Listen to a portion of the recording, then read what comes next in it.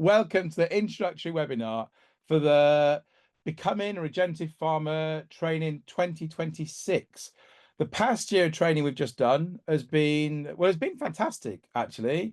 And we've managed to kind of come up with lots of ways of making it even better for next year. So we're really excited about this evening and sharing that with you all. Yeah, and just spending the evening with you. We've got a few great people with us. So with us, like hosting the call, I guess tonight, there's myself. I'm from Hembant. There's Lawrence, who's also from Hembant. He's very much like the kind of facilitator, I guess, and the kind of caretaker in a way, in the beautifulest sense of the course.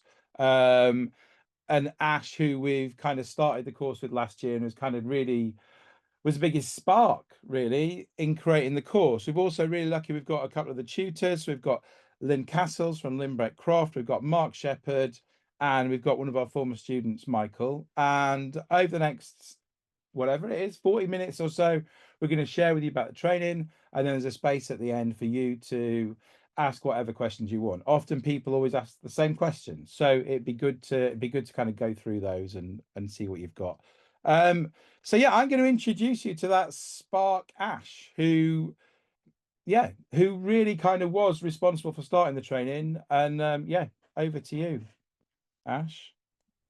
Thank you. Hi, everyone. Great to see so many faces. My name's Ashley, or Ash, and I work for the Ecosystem Restoration Communities Foundation, which is a global network and movement of grassroots ecosystem restoration, regenerative agriculture initiatives. And we shorten our very long name to ERC. And I met Matt through a training that I worked on with another ERC called Embercombe in Devon. Matt was a student on the rewilding training, which is like the rewilding sister of this training. And he told me about Henban and it sounded amazing. And I really wanted to visit. And when the rewilding training finished, I was like, there needs to be a regenerative agriculture version of this, because there's so many people out there who are now really feeling the call to come back to the land and are recognizing just how urgently we need to transform our food system, and how many people there are out there that don't want to work behind a computer anymore. I want to really do something about climate breakdown and food insecurity, and see regenerative agriculture as a really positive and meaningful way of spending one's time and earning a living. So yeah, it felt like this training really wanted to be born, and to be able to continue to spend time with Matt and Jenny at Hembant was definitely an appealing idea. So I went to Hembant and it was just as I imagined. It's like the most biodiverse farm I've ever been to in my life. I was absolutely blown away by what I saw there, because coming from a rewilding place to then see somewhere that felt like a rewilding project, but that was producing food in such abundance, I was like really excited to help other people create farms like Henban. And thus this training was born. And we've had a really incredible first year. We have welcomed people from all over the UK and Europe to come and experience what it's like to run Henban and what it takes. And now we're in the process of finalizing that year with the creation of 9 new rewilding farm plans, which the students are getting into teams and developing now. So that's going to be a really beautiful outcome. And all of the teachers, we're so lucky to have some of the best people in the field. It's just been seriously fun and really, really poignant. So yeah, it's a pleasure to meet you all, and thanks for giving me the mic. Thanks, Ash. Thank you. All right, I'm just going to spend, I don't know, 10 minutes maybe to tell you a little bit about the farm and about the training. I'm just going to share my screen again.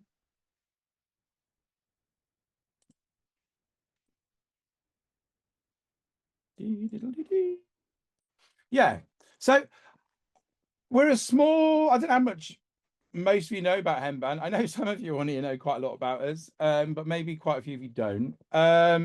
So we're a small family farm or a kind of community farm, really, in a really beautiful spot between the mountains and the sea up here in North Wales. And we've been here for 13 years, and we really came to grow babies and cabbages, to be honest. We wanted to be part of the just not part of the problem. And we wanted to go like this kind of homestead, self-sufficient kind of line is what we were really into at the time.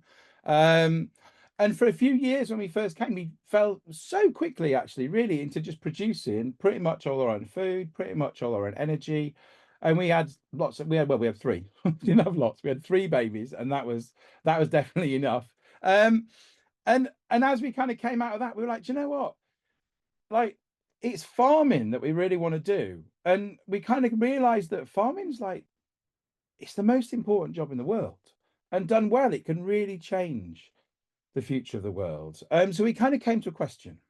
And that question was, is it possible, or was it possible to buy a small farm on a mortgage to pay its way through producing really good nutrient dense food? At the same time, is it possible to build soil, to build biodiversity, to build social capital, to bring people with us and to enjoy it? And we kind of figured if we could do that, then we can make the world, well, we can make our little bit of the world a much better place. Um, and I think making it better, well, it's really important, isn't it? I often think humans have to think of, often we got stuck thinking that our purpose is to just reduce our impact, and that's what we should be doing.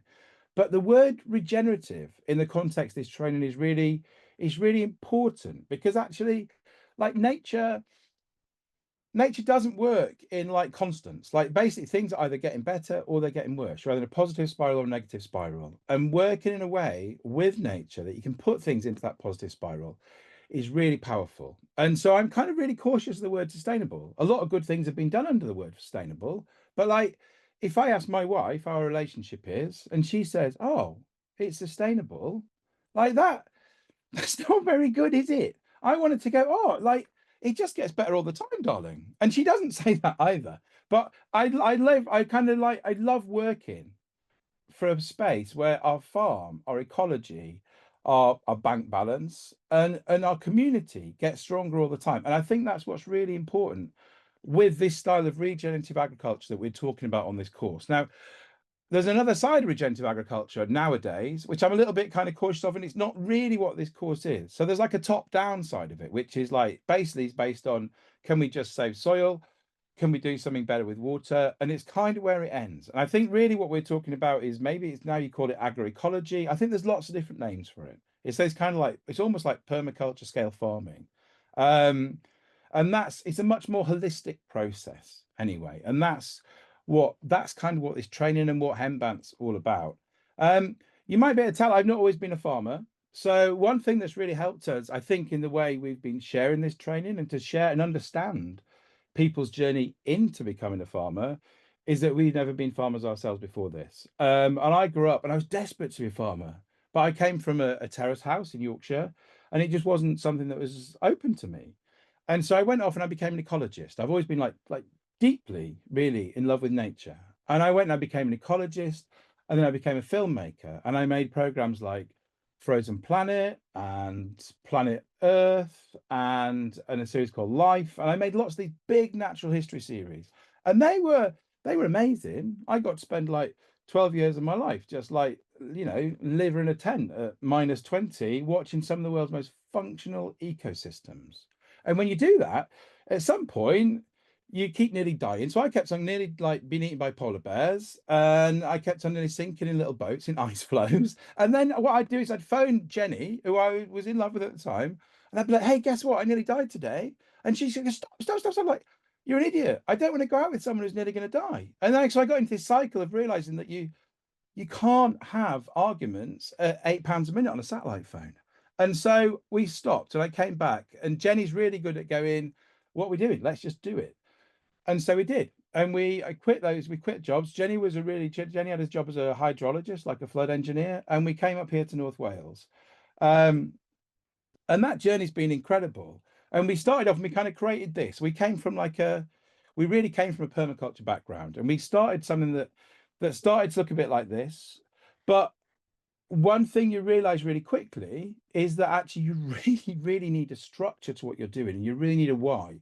And luckily, we came across holistic decision making, and this is one of the kind of core real parts of the training. And it's like, what do you like? Why are you actually farming? What do you actually really truly want out of these systems you're creating? And it's something I'm really passionate about, and it's something that like really is like a kind of like a silver thread really that runs through the whole course. Um, and we got a few years into this, and we got into this decision making, and we started doing all these things and creating this. Like when we started, like there wasn't really any regenerative farming training. There wasn't really that concept, you know. There wasn't agroecology. There was definitely permaculture as a farming concept. And so we got a few years in, and I was like, wait a minute, like, is this thing a real thing? And I went on this because I was like, well, these are like the best years of my life. This is my children's future. These are the best years of my wife's life. Like, what are we doing? Does it work? And I went on this journey around lots of different farms, mainly around Europe. And I found these ones, there's not that many, but I found ones that had found a pattern that had really made these things like genuinely good and successful. And ever since, I've been kind of trying to work in a positive spiral with those patterns. Um, and what does that look like? So, we've got a lot of agroforestry. So the farm's 80 acres. We're not massive, but we've got a really strong agroforestry background. And some of that looks like little glades, really, that are almost kind of cut out of woodland. A lot of that looks like silver pasture that are in our main fields, in our kind of what was pasture when we took on the farm. And we've got a 300 bird lane flock that move around that. We've got a holistically managed beef herd that move around these systems as well. And a lot of our grazing looks a bit like this. So Ash was saying, like at some point in this, I've got quite obsessed by, well, by rewilding, but really more obsessed by how productive can we make an ecosystem at the same time as maximizing the biodiversity? Like, how far can you push an ecosystem with both contexts together? And that's what I've got really obsessed by. And it's something we've got quite a long way with, to be honest. It's really amazing if you work truly with nature, what a space can produce. Um, Here's part of the farm we've been working on more recently. It's a bit I got really excited about. It's kind of similar, really, to some of the stuff that you'll meet. Well, you'll meet Mark Shepherd in a second. He wrote this incredible book that I think was around when we started, called Restoration Agriculture. And we've been calling it agri-wilding, but it's really you'd struggle to find the difference. But what we've done here is we moved into the woodlands, and we've been taking a lot of clear-felled old spruce forest and making it into these more productive rows that have got nuts, that have got perennial layers in them, that make really good spaces for things like our woodland pigs and stuff like this. So you've got this whole super productive, like layered up ecosystem around the whole farm. And then at the heart of that, we've got this really productive market garden. So we've got a market garden it's about 1.5 acres, something like that, through which we produce vegetables for about 80 families every week. And so we're really producing the veg, the eggs, the meat for those kind of 80 families that kind of really follow and work with us as a farm. But one thing that we realized was really important when we first started was we kind of felt this real big pressure to share. Like we'd never had anything like land and stuff like this. And we felt this real big obligation, I guess, in a way to share it, but and to make the most of it. But then every night we'd walk over like hempants. It's really sexy. It's really beautiful. And you walk over the hill at the top of the farm, and the sun drops into the sea, and it all goes this golden color. And I thought, oh no, but we've got to go inside because the children are probably eating each other, and no one's washed up in a month, and we've got to go inside. And and so what we realized is we could get other people to harvest that sunset. And actually, one thing which I think is quite different a little bit in some of this training is yeah, there's a big food side and there's a big food business and production side in the course, but there's also an acknowledgement that for some of you it might be more about just creating functional and financial ways of just working with that ecosystem. So we also look at, you know, other different models. Like Hembant's now become a really good space for teaching forest school and stuff like this, and we've got lots of nature connection elements to the farm which are also kind of part of our core business, and we really share those with you as well. And I think it's something that's quite a good part of our training. And then on that journey through all this, we kind of got to a point where we're like, well, hembant's pretty much as is it as productive as it can make it? I don't know, but it felt like we could only make it so productive and we can only feed so many of our neighbours before we have to drive too far because we're quite a sparse place. And so what I really wanted to do was actually produce lots of farmers. And so quite a few years ago, we started running courses with Richard Perkins. And if you're in this call, you'll know probably quite a lot about Richard. But and Richard's courses have been fantastic. And as part of that, we've kind of created really designed teaching spaces. And we've run those courses for a while. Um, but what I really wanted to do was run a course which was more nuanced to what we do, but it's also more nuanced to different voices. Like Richard's courses are incredible if you want to be Richard. But what I wanted to do is that how about we create a training that goes through all the different people that have been influential to us, that we've worked with as we've come along this road, and we brought them all into one training. So whoever's coming on this path after us and whoever's learning from us gets all these different like nuances and voices. And I think it's a really strong part of the training. We have a really good time on the training. We're only a mile from the beach. Like we've got a really nice beach just down the road. We've got the sauna. We eat really well. I'm a massive believer in you can't, spend all your time, put a lot of energy into creating a more beautiful food system and then just have like a dodgy ham sandwich. Like we really like the residentials that we run as part of the course are a really nice, just a nice experience as well. So it's a little bit of a work hard, play hard experience when you're here. We do come up with some really great works and designs. And like now, the students are coming together in 2 weeks' time at the end of this course. And already they're designing some incredible projects, some really great things coming out of it. And we definitely can't teach you everything on the course. Like going from zero to like a really kind of rich ecological farmer is a tricky long process. I don't think I'll ever get all the knowledge that I feel I should have. Um, but what we can do is really go through all the different experts and help you find all the edges of that knowledge, I think. So we can teach you a lot. But I think really it's all about saying, look, this is the edge of this is as good as we know, and this is as good as we know, and this is as good as we know, and giving you this wholehearted kind of central space of that. To work on with. And then, to be honest, the biggest part of the training, the thing you really go away with, I think, is this kind of really strong cohort of people who you kind of go off into your future as farmers with. And like the first training, some of the old trainings we've got, like we've done trainings 5 years ago, and there's a WhatsApp group. I've silenced it, but it goes off like every day. And these people are really, really working with each other and doing things, and they're long-term relationships. And that's one of the most valuable things I think about the training. We've also got this amazing platform called Circle, where you can share in much more depth, and there's like a real kind of space for actual kind of depth and content on there as well. So what a lot of what we learn on this is like that kind of pattern of what we teach you. And so it's a kind of pattern of well, I'll go through these other little bit of slides. The first kind of module really is patterns of abundance. So it's really understanding like what does regeneration mean? And like Richard Perkins kicks us off with that. And then we jump into working with natural patterns. It's kind of a permaculture module, really. It's like how do you actually stop and observe patterns and really bring those in? There are elements of permaculture which is really powerful, but they kind of need this rest of the structure to work with them. And Hannah takes us through that. And then Mark Shepherd, who you'll meet in a second, he takes us back through the history of humans and agriculture. Like I think it's really important to have this kind of like base knowledge of understanding of where it all started, where it went wrong in a way. Like, like Plato had organic vegetables and grass-fed beef, but he still wrote these poems about our denuded, like, destroyed, like naked mountainsides. So we've been getting it wrong for quite a long time. So it's quite, it's kind of what a therapist would ask you, isn't it? If you went to therapy, but when did it first go wrong? And so it's important to understand where we've gone. And then we jump into the Keyline plan with Darren Doherty, who's another amazing person in this field. And he's kind of like, I don't know, he was really a forefather, I think, of regenerative agriculture. He's an Australian and he brings a big load of character to the course, but also an incredible amount of knowledge and gravity. And he really talks through the Keyline plan, which is a structure we use to really order our process of going through almost through the whole course. We go through the holistic context, which I've mentioned, which is like a real process of really picking apart what you deeply, truly want out of this. Like, why are you doing this course? Why do you want to farm? How do you make sure you get at the end of this a system that actually works for you.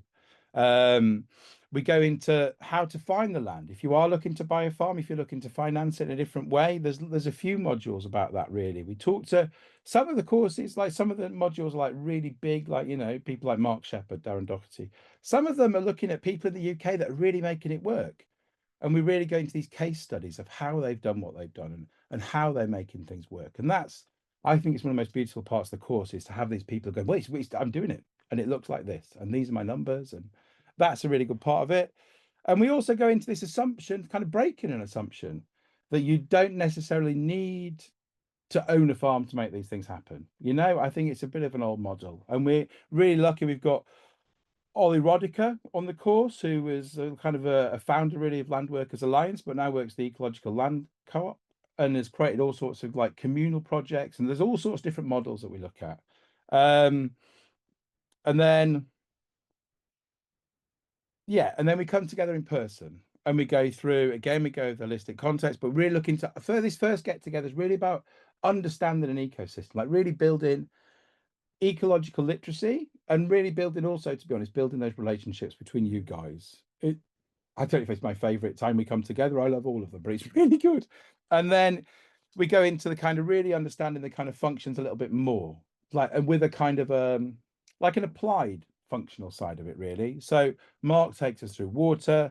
Joel Williams, this amazing Canadian soil biologist, really takes into genuinely understanding soil. Back to Mark again for plants and Nikki Yoxall, who's like kind of head of research really for the Pasture Fed Livestock Association. She's incredible. Um, yeah, I'm gonna and keep on moving through. There's just so many different things. Maybe I can't go through them all in here. We're really lucky we've got Ben Raskin, who again comes together. He's like head of horticulture for the Soil Association, but wrote an amazing book on agroforestry. He's probably one of the country's leaders on that. And there's also, for those of you who are interested in this is more of a lifestyle thing, has also just come out with a brilliant book all about part-time farming. And maybe, maybe these things are, opt in, opt out kind of things. We get to spend time with Matt Dunwell, who started one of the oldest kind of like, well, it was like a permaculture inspired farm really in Forest of Dean. It really takes into the soil food web. Got Silas, who's formerly run the like FAI farms just outside Oxford, who's like is a kind of big McDonald's funded kind of research farm, but has also then taken all those numbers and is running some incredible, really ecological grazing systems under his own thing. We come back, you do a bit of time, me and Ash, we're looking at our agri-wilding. I can't go through all these people in the time I've got, but there's some really rich stuff. We're really lucky to have Chris Smage, who's an incredible author in this space. He wrote an amazing book, Small Farm Future, stuff like this. Nick Renison runs an incredible farm up in Cumbria.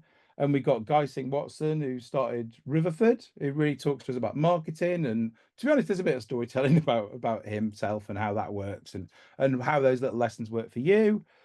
We go through. Then I spoke about like there's other bits to farming. So maybe you want to also work with people. And it says sharing your farm. We've got an amazing farm, Comrie Croft in Scotland, Matt Donaldson, Andrew Donaldson, sorry, who we work with on that. We've got Putting Yourself First, Ben Falk, a really famous, really early kind of thinking permaculture, like resilient permaculture space. We've got loads of amazing people, and we come together at the end. Actually, by that point, it's freezing cold. So we all go down and we stay in these really lush holiday cottages down on the beach. And we put together over 4 days some incredible farm plans. And that's all I'm going to say for now. We're going to hand over to everybody else. And I'm going to stop sharing somehow. Thanks so much, Matt. That was a great example of just how much there is in this training. Did a really great job of trying to get through. Bit of a whirlwind, isn't it? But yeah. But there's yeah, go on. No, go on. If anyone wants to have a look at any of that in more depth and detail, and you're getting little rounds of applause as well. It's all on our website, and you can reach out if you have any specific questions about those modules and about the training and things.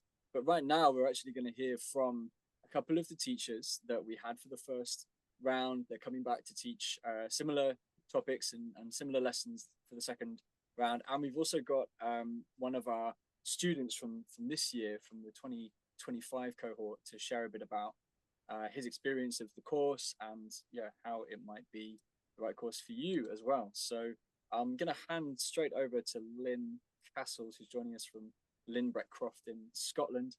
Welcome, Lynn. Thanks for being with us. And yeah, just let us know who you are, what you're up to, and yeah, your involvement in this course. Great. Yeah, no problem at all. Thank you so much, Lawrence, and Matt and Ash, for inviting me along this evening. It's a real pleasure to be with all of you in various corners of the world. I'll keep my bit really, really short, but there's three things that I want to do. I want to introduce myself very quickly. I want to share with you very quickly what I'm going to be teaching about. And then finally, I want to wrap it up with why I think this training is so good, why it's so important and why it's so needed. So first of all, so I'm Lynn. I'm very lucky to run a small farm up here in the Highlands of Scotland. I am the co-owner of a farm called Linbreckcroft. So we've got 150 acres up here in the Cairngorms National Park, and where we produce 100% pasture and tree leaf fed beef. We also produce rare breed pork, working with our team of pigs. We have pastured hens for eggs. We have small colonies of bees that we produce honey. And we also grow, on a very small scale, some commercial veg for selling. We're also very passionate about growing our own food. So we grow pretty much the majority of our own food, and our goal is to get up every morning and to kind of tackle the day and think, yeah, I'm excited about today. So I try to spend as much of my time behind a computer. I like to be outside, and I feel very privileged to have a life like that. I don't have any background in farming. That's the first thing. Matt's got this really amazing, illustrious career in nature and ecology. My journey to where we are today is slightly different. I trained to become an archaeologist when I left university, when I left school, went to university, did various bits and pieces. But this whole time I had this like really strong draw to get back to the land, and I didn't really know what it was. So it kind of manifested itself in me becoming an apprentice ranger with the National Trust, which is a big conservation charity here in the UK. That's where I met my partner, Sandra, and we decided that we had this dream to live off the land. It was a very naive, good life dream, but that's what brought us to Scotland, which is where, in our situation, land was just much more affordable and accessible. So we ended up with this 150 acres yeah, we think it's the land of milk and honey. A lot of people would describe it as being completely unfarmable, but with our approach to really working with nature, we're able to produce food in abundance for our local community. So that's a little bit about me. What I'm going to be teaching about. So I'm really lucky to be contributing to a couple of modules. So I get to spend a little bit of time with you, which is really exciting. So I'm going to be talking about financing your farm. I'm going to be one of the case studies where I'm going to be sort of sharing with you some ideas as to how you can generate income to either buy your farm or whatever it is that you're thinking about. And then the second module, which is all delivered by me, is all about community integration. I mean, we're not from this area that we moved to, but we've really learned the value of getting engaged with your community and how really that's the foundation of a successful farming business. So that's me. That's what I'm going to be teaching about. And I want to kind of wrap this session up with looking at why this training is important. So that's what I was asked to talk to you about, why I think this training is important. I'm going to widen that out a little bit to say not just why it's important, but why I think it's so good and why I think it is so needed in today's climate. So the first reason of my 5 is, one, is you're being taught by the people who are actually doing it. You're not, reading theories or textbooks or predictions or whatever. You're actually being taught by the people that are getting up every day, going out there and doing the work. I think that's so invaluable. Next year, we celebrate our 10-year anniversary at Limbrick, which is incredible. And I think, to bring that 10 years of experience that I can share with you is a real privilege. Combined with all of the teachers, you're looking at hundreds of years of experience. So that's number one. You're being taught by the people that are doing it. It's funny, when Matt was showing up all those pictures, I thought, gosh, it's like the Oscars of farm training. But wow, look at that. I want to do this course. The second reason why I think it's so good, so important, so needed is how accessible it is. So you've got this opportunity of either just doing the online version, or if you can afford it, to join the in-person training as well. And I think that's really, really incredible in today's climate when we live all over the world, and sometimes we don't always have the money to do just the in-person. So I love that kind of blended approach. The third reason why I think this training is so good, so important, so needed is, and this is because I know Matt particular, it really puts quality of life at the forefront. That's what you start with. And I think that really seems to be woven through the whole course. You know, sometimes we can get distracted by talking about grazing styles or what we should grow there, or, you know, how many livestock we should have. And they're all really important questions. But actually, if your quality of life doesn't sit at the very base, if that's not your foundation, everything that you build on top won't stand. So that's why I think this course is so important. Number 4, it gives you a really great opportunity to connect with like-minded people. So that may be either online, that may be in person, that may be with us as your tutors, but you'll be able to be in a space where you're with other people who think like you, who feel like you, who've got similar questions about life, and who want their lives to look in a similar way. So I think that's another 4th really important question. And the 5th reason why I think this training is so important, so needed, and so good is I really see today farming, small scale farming, however you want to describe it, it really is a form of direct action. And what I mean by that is, you know, today in this world, people are feeling very overwhelmed by a lot of things. People are becoming very isolated with maybe not connecting to the direction in which the world's going to. I think this course really teaches you how to kind of take a step back from that, or even take a step towards it, by learning about how to grow your own food, by really kind of making these empowering decisions about how you want your life to look, how you can make it financially viable, and how you can rely and meet other people who feel the same as you. So I think it's a great opportunity. I'm delighted to be a part of it. It's been a pleasure to be able to join you this evening, and I really hope to see you all on the course when it kicks off next year.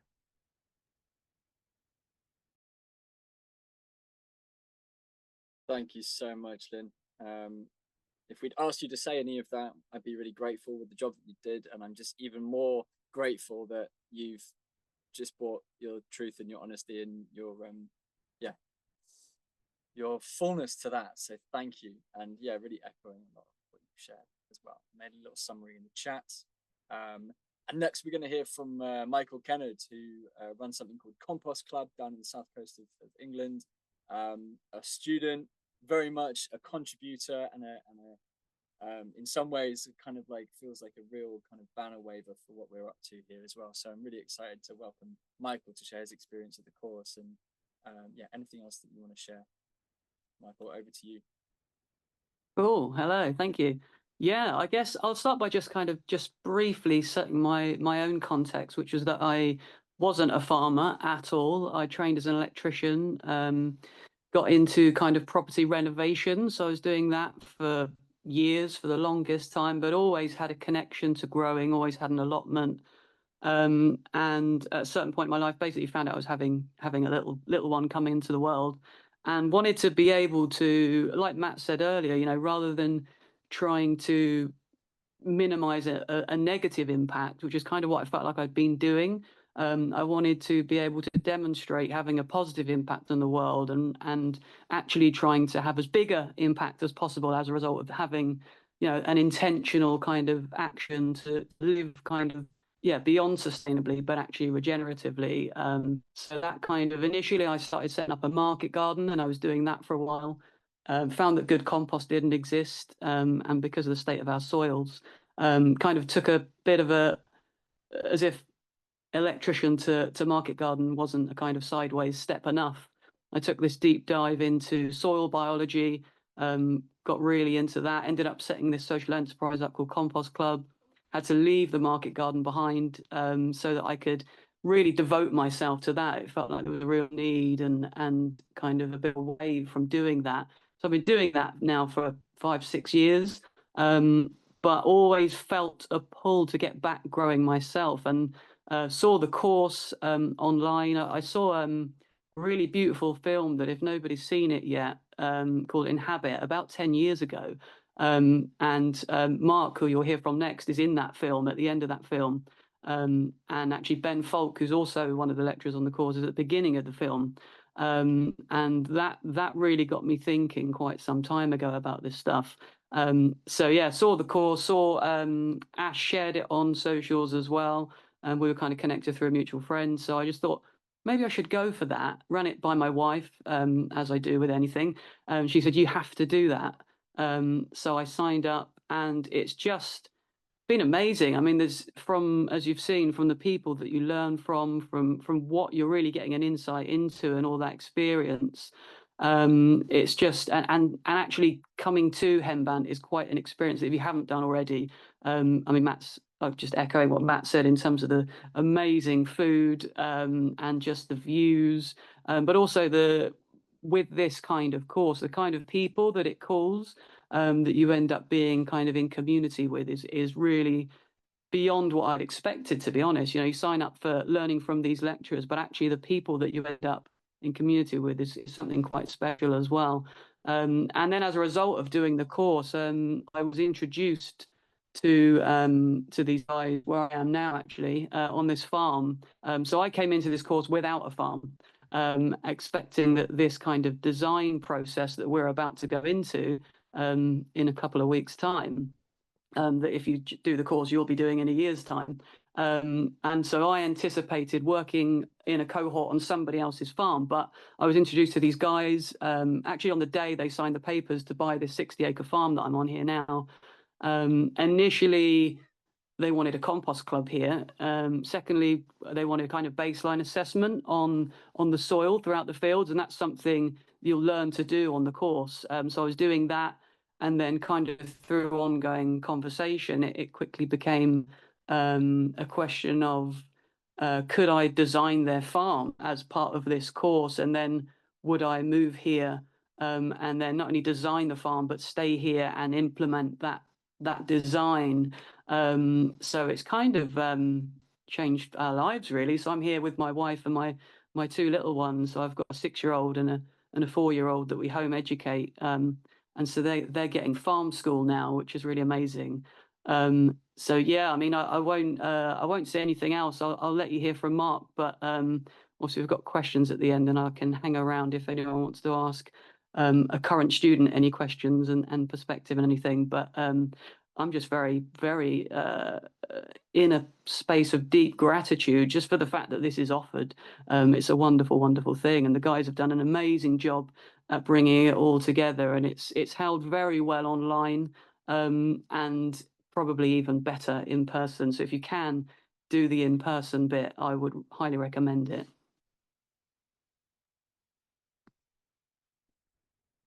Thanks so much, Michael, for joining us. Yeah, oh wow, you're moving again. You've been frozen for a little while there, but we heard everything that you had to say really clearly. So thanks so much for being with us. It's nice to see you animated once more. And as Michael mentioned, let's move straight on and hear from another one of our teachers who joins us for more than one lesson over the course of the training, and brings a wealth of experience and wisdom and some very radical approaches, which we're really grateful for, Mark, for your teaching and your questions and invitations into seeing things from new light. So welcome and thanks so much for being here. I'm going to hand over to you to introduce yourself, share a bit more about what it is that you're bringing to this training. Hey there, my name is Mark Shepard, and I guess first of all I have to say thank you to all of the organizers and all of you participants for being here. And after what we've already heard, it's like, what else more is there to say? So I guess what I'll do is I'll turn everything upside down and inside out, and talk about, like, well, why do we do this? I'm actually a what kind of farmer is it? Is it regenerative? Is it permaculture? Is it agroecology? Is it rewilding? Is it agroforestry? Is it syntropic? Well, as we'll find out, it's a little bit of all of those mashed together, and it's context specific to you, your lifestyle, your family situation, the place where you are, your financial resources, and it's going to be individual, no matter who you are, no matter where you do it. One of the big questions that Matt brought up is, like, what is it that you really want out of your life? I notice a lot of people talking about the word farm, And one of the things that we want to be clear about, because Matt actually made the distinction, but still continued to use the language. Farm is actually a business entity in the process that is the entity that actually makes, grows, raises, and sells agricultural products. The land or the real estate is the land where that business takes place. And that's an important distinction to make. Because if you say, I want to buy a farm, and you identify the farm as the land, and then you expect the farming activity to pay for it all, that may not work. Around the world, the majority of agricultural businesses aren't able to pay for all of the costs of the real estate and the development of that real estate. So we have to figure out multiple ways to handle this. And he also touched upon these multiple enterprises. You've got the veg production, you've got the woody crops production, you've got bees, you've got livestock, which for your fertility management, et cetera. You have some cabins on site, you host workshops. It's possible that not any one of those enterprises can carry the whole thing, but all together they work synergistically to make something that's even greater than that one little whole. So you don't need to own the land in order to farm, and don't expect the farm to pay for everything. Multi-enterprise, collaborate with others. You don't have to be the only enterprise that's actually managing a piece of property. Currently right here on New Forest Farm, Southwest Wisconsin, I think there's 4 different enterprises where we're all using this resource and we're all running our own separate business. We all work together, not like side by side every day, but the pig enterprise dovetails nicely with the beef enterprise, which dovetails nicely with the tree crops, which are chestnuts, mostly chestnuts and hazelnuts, which dovetails nicely with the cider operation, which dovetails nicely with the flower operation, and so on and so on. And we're all separate businesses using the same resource, helping it to get better. But back to the why are we doing this? Forget who mentioned it. I think it was what's her name? I forgot her name already. She's a Scot. She'll punch me in the nose and it'll break. Lynn. Who? It was Lynn. Anyway, Lynn. Okay, sorry. I heard Lynn. that, Mark. I I definitely know. heard that. you may punch me. It's okay. So what it is like I wanted to be outside and literally be a bum in the woods. Well, I couldn't figure out how to be a bum in the woods, and so I also had a particular passion, and I'm sure that most of you share at least some of this. We currently are living on a planet that's in the state of ecological collapse. Industrial humanity is destroying everything at a faster and faster pace. As individuals, we don't have a lot of major leveraging power. We can't like move continents and change governments at the snap of our fingers. But I can stand up for what I believe in. I can go to a piece of land somewhere on this planet and I can make it a better place.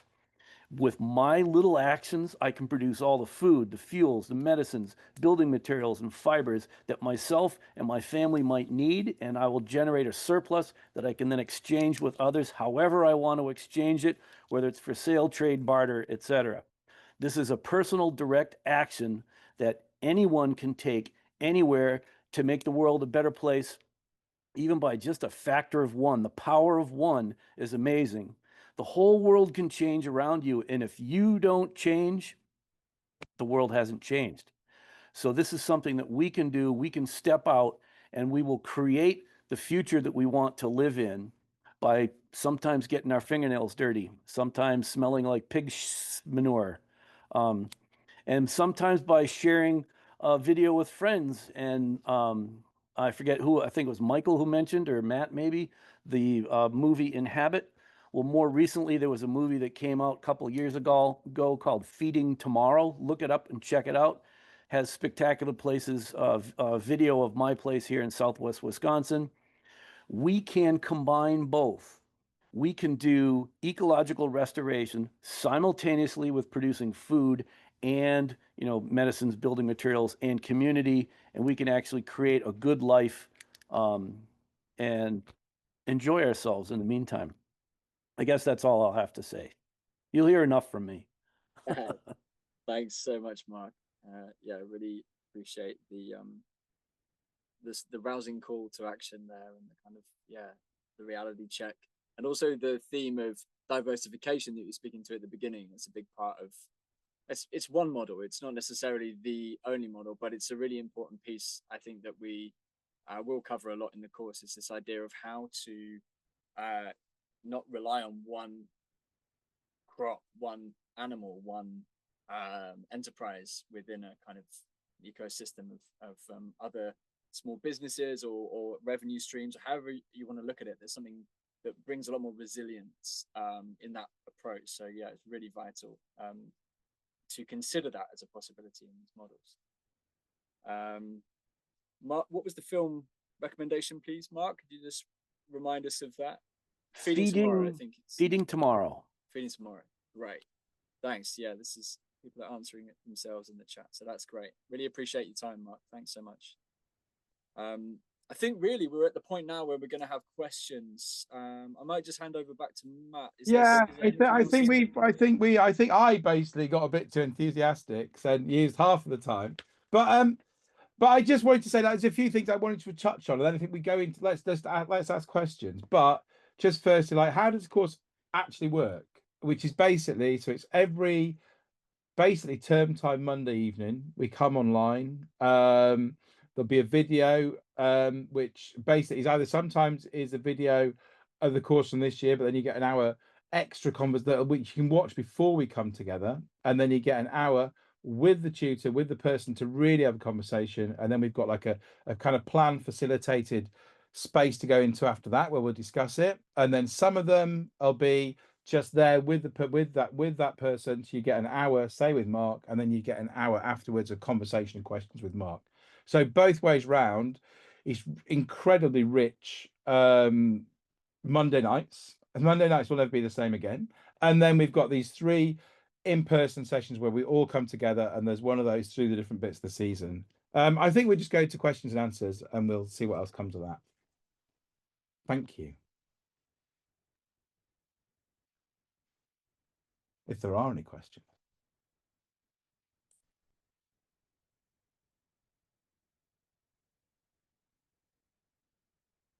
There's not any direct questions. One thing that a lot of people are asking last year is, like, are all the costs involved in the course covered in that one fee? They are completely. So when you're here for the winter one, we're going to give you some really nice accommodation, these little holiday cottages, and all the food's involved. And the same when you come in summer is most of you can opt to stay in some of our little hobbit houses and stuff like that, but that's quite limited. And what we've always done with our courses is people camp. It seems to work beautifully. And we feed you. So basically you just got to get yourself here to Hemban, and then you basically, that's what you need. And another thing people often ask is about, like, because people, like, you're all busy, and I know that. So actually, how much time do you really have to put into the training? And basically you never really have to put in more than that 2, sometimes 3 hours a week. Which are basically, you can basically just put into those Monday evenings, and then the in-person obviously is in time, but we don't really give you, there's lots of options. So there's like a reading list. There will be little questions that we can like throw out there between the sessions, but it's all very, very much optional, and you will get the whole experience of the course if you can just block out those Monday term time evenings for us. So if you've got kids and stuff like that, you're not expected to do it in the holidays. It's a format that Ash came up with, and to be honest, it's been fantastic. Really worked. Yeah. There are some questions coming through the chat, Matt, which I might just feed to you, and yeah, please. We can go from there. So there's one here. I'm not quite sure how to say the name there. Would you like to ask the question yourself? It's DII11.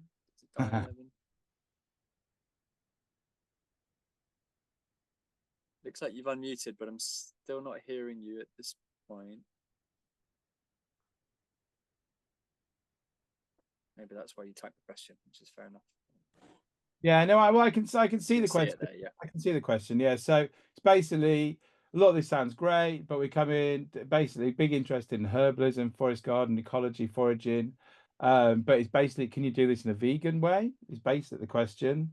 You definitely can. Of course you can. Like a lot of this is working as ecosystems work, and there's a lot of plants in an ecosystem. I would say, like, you know, a big part of the course is looking at those kind of core patterns of how things have always happened.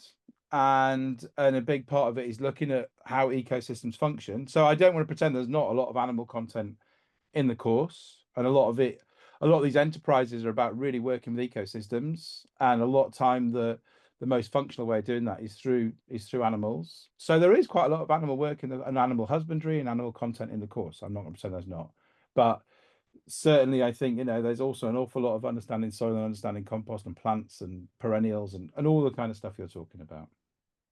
Yeah. So any other in there? What qualifies for bursary? Debbie's asking. Thanks, Debbie. I think so. The bursary places genuinely are limited. There's like a pricing structure to the course, which is essentially, so if not if you've got loads of money, but if money is not like a massive kind of daily concern to you, then there is this kind of pay it forward category in there, which we then kind of cycle around, basically cut off one side, put it around the other side, and help to support the bursary places with it. We want as many people as possible to do the training. The training doesn't make a massive profit. I don't even know if it did make a profit this last year, but there's an awful lot of value in the content we're giving you. But with the bursary places, the most important thing in this course for us is getting people out there doing things. So if you genuinely couldn't afford to do a training otherwise, if you genuinely intend to apply what you're learning, and I think that's the fundamental question in this, if you really think you're going to put this to use, then that is basically what qualifies it for us. And if you want the bursary place, send us a message, but like, you know, I'm sure we can work you through. Cameron, you've got some questions. Are you there? Kind of answering some of them in the chat at the moment, just Okay. around modules and homework and things. Yeah, maybe there's something else. So we're looking at Here as yeah, well. just below actually. There's a few. If you want to unmute and ask any of them, Cameron, you can. Otherwise, we'll just work through them in the chat as well. Yes, sure. I'm unmuted if you can hear me. Yeah. Yeah, we got you. Forgive me for overloading you, but thank you for the presentation. I heard about the course through Michael. I visited him at Compost Club, and he told me about the great work that he'd been doing on the course. So that's why I'm here. Great. Welcome. Thank you. Yeah. What are your questions, Cameron? What you? Oh, okay, sure. So the first one is, obviously you touched on the various disciplines, and even you know, Mark talked about the different terminology that we often hear, you know, agroecological, et cetera, et cetera. I just wanted to understand, is the course rooted in permaculture? To what extent is it permaculture based? I think I would say it's quite a big thing to say. It's almost an evolution of permaculture, I would say, in a sense. Like, I think if you look at the kind of core influences, there's a whole set of teachers and people who have, I think really a lot of the people in this course and a lot of the people have really led and really run quite far or fast in this space. So really come from a permaculture grounding. And I think that's true of Darren Doherty. I think it's true, like if you look at Mark's book, that's, you know, it's called Farm Scale Permaculture. I think Richard Perkins, who's definitely kind of core, like, you know, builder of the path that we're on, also came from, so I'd say all these people come from a permaculture background. I think a lot of that came off Alfred Yeomans, which really is a kind of underlying pattern that came also into permaculture. So I'd say there's a common root, but I would say it's also, let's take permaculture, and there is definitely a good part of that in the course, but it's kind of like, what do we do with permaculture? How do we make it really, really applied? So there's that Alfred Yeomans work. There's the holistic decision making, holistic context building. It's like permaculture with really good decision making and really good articulation of what you want. And then, yeah, coming all the way through a lot of kind of key line based stuff. Basically, if permaculture, I think now came to design a farm course, I think this is what it would look like. Yeah, that sounds brilliant. I've got a few more there in the chat box, and I can run through them. But you know, feel free, moderator, to move to others. The other one was, and I think someone else asked something similar. sure. But can the training apply to different contexts? Obviously, you've got sort of small scale commercial farms with enterprise stacking, but perhaps someone just wants to start off, really entry level, chickens at home and in veg garden versus, what my vision is eco villages with food forests and that sort of thing. Yeah, so it just definitely can. I mean, the course is really based on those underlying patterns and principles, and they're complete, they're applicable at garden scale, they're applicable at small holding scale. There's a big part of me, like when we designed the course, there was lots of arguments about what we should call it. And to me, that kind of making small farms or making small holdings kind of work was the kind of space I came into. But then on each training, we've had people with thousands and thousands of acres that have come in and have definitely kind of applied the stuff we're talking about. And so I think it's applicable at all levels. And then on that community side, yeah, like on this last course, there's been a few people who probably aren't really going to farm themselves, but they want to bring a farm space together and build a community. There's been people who just want to get involved in community in different ways. Like, I think it works at all those different scales, definitely. Okay, brilliant. Thank you. I can see a couple of the questions have been answered by Lawrence. Thank you, Lawrence, about accreditation and whatnot. So at the moment, we get a certificate of completion, but potentially it'll get accredited later. I think I understand. Yeah, we've been talking. So they basically, what's their name? Lantra are basically really, really keen on accrediting the course. They really like what we're doing, but it means we've got to pay them like 300 quid per student on top of the accreditation. So there's a little bit of conversation in that. So it's become quite a structured course. It's not technically currently accredited, but it has become quite well known and it has become quite well respected, I would say, is probably the answer to that for now. Yeah, but if accreditation is something that's really important to you, either from a funding perspective or because you want that, talk to us. Okay, for sure. I've got a couple more, but I'm conscious that others probably have as well.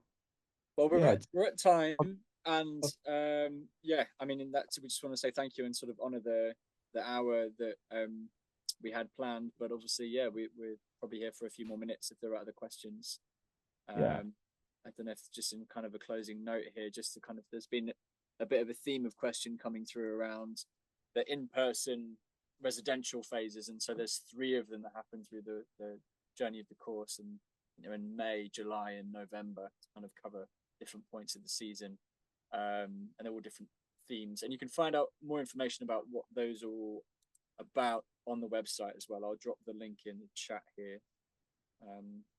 But yeah, anything burning, Cameron, it's fine to ask. Maybe you'll be asking questions that other people have got as well.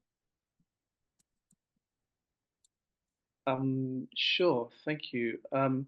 I wanted to ask also, I'm just going back to my questions. Yes, so I've just finished an internship at a community farm in South London. It was kind of over the key growing season, and one of the key challenges was just financial viability, financial sustainability, with all the passion, hard work, etc., etc. It was just still really hard to make it financially viable. The government funding landscape is really challenging, as people may well know on the call. And I just wondered, we talked about enterprise stacking and that sort of approach. Is that going to be a key part of this program? Because it just seems like there's lots of passion, but actually it can quite easily get worn down because it's so hard to make something financially sustainable. Yeah, I think firstly, I think looking after yourself and putting yourself first is a really fundamental part of the course. I don't want people during our training and becoming super worn out.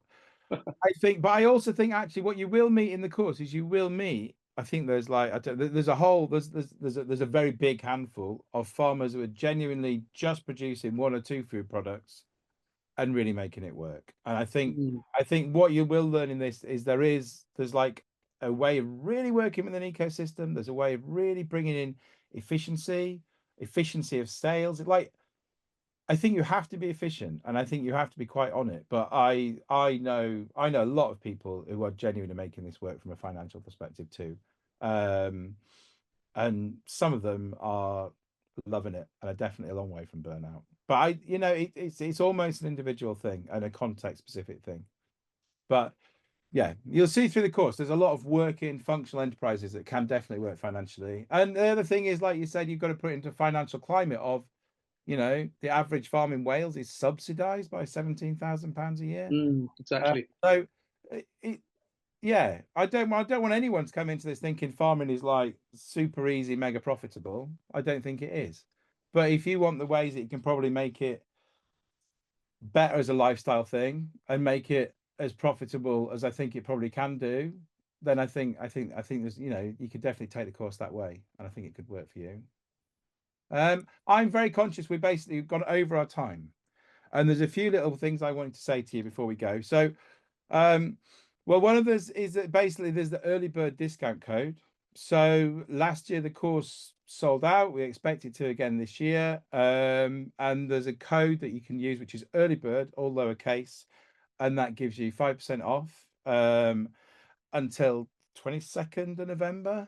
And then I just wanted to say, yeah, we kind of talked. There is a payment plan. One question a lot of people asked last year was, can they spread out the course of the cost? You can. You basically got from whenever you start now through to when the course ends in November, and we can set up a direct debit. There's a structure we've got in place for that, and you're super welcome to do that.